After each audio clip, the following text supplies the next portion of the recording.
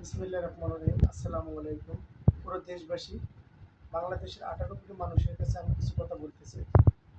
আমরা যদি আজকে সব মানুষ একসাথে কাঁধে কাঁধ মিলিয়ে সবার দুয়ারে পাশে যে দাঁড়াই, গরিব দুঃখী মেহনতি মানুষের পাশে দাঁড়াই, স্কুল কলেজের ছাত্রছাত্রীদের পাশে দাঁড়াই, আমরা এই দেশটাকে অনেক এগিয়ে নিতে যেতে পারবো।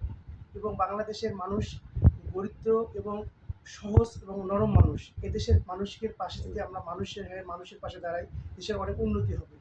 আমাদের বিদেশে লাগে না, বাংলাদেশে আমাদের 18 কোটি মানুষের পাশে যদি আমরা ফসল থেকে শুরু করে নদীর মাছ এবং চাষবাস চাষ সব কিছু করে তাহলে দেশটাকে এগিয়ে নেওয়া যাবে। কোনো দলমত নির্বিশেষে আমি সবার কাছে অনুরোধ করে বলতেছি, আমরা দেশবাসীর কাছে একটা আমার অনুরোধ, কারোর সাথে ঝগড়া কাজিয়া মারামারি গুন্ডামি এবং সন্ত্রাস কারো কারো কাছে আমরা কারোর সাথে সবার কাঁধে কাঁধ মিলিয়ে আমরা কাজ করতে চাই।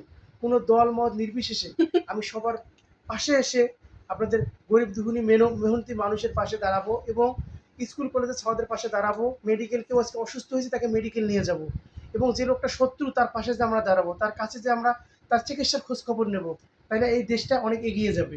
সবার কাছে এইটি আমার আকুল আবেদন এবং অনুরোধ। আসসালামু আলাইকুম।